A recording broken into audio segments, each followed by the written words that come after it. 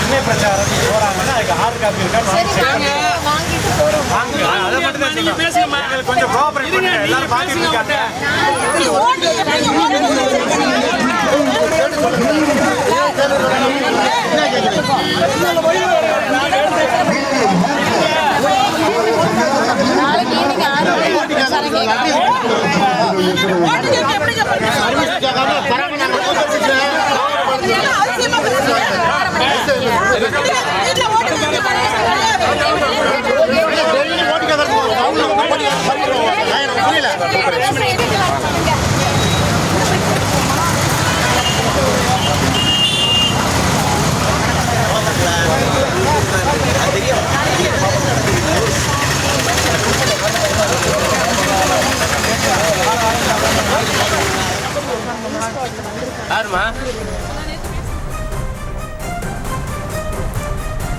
அண்மை செய்தியாக பார்த்து வருகிறோம்.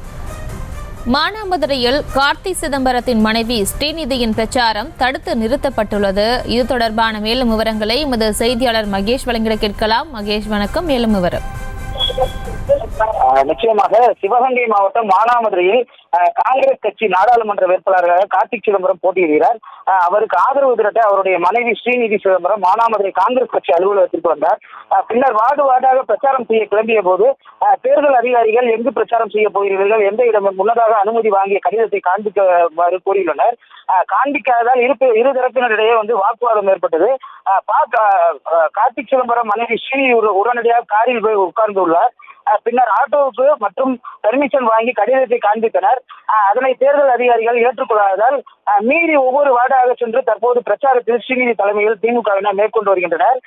காரில் உட்கார்ந்திருந்த ஸ்ரீநிதி சிதம்பரத்தை வீடியோ எடுத்த செய்தியாளர் காங்கிரஸ் கட்சியைச் சேர்ந்த ஆதரவாளர்கள் பாண்டிவேலு என்பவர் தகராறில் ஈடுபட்டு அடிக்க முயன்றார். மேலும் இவர் காங்கிரஸ் கட்சி ஆலோசனை கூட்டத்தில் சிதம்பரத்தை எதிர்த்து வாக்குவாதத்தில் ஈடுபட்ட அவரை கட்சி நிர்வாகம் பணியிடை நீக்கம் செய்யப்பட்டது குறிப்பிடத்தக்கது.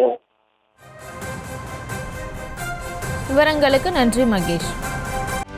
செய்திகளை உடனுக்குடனும் துல்லியமாகவும் தெரிந்து கொள்ள சப்ஸ்கிரைப் பண்ணுங்க.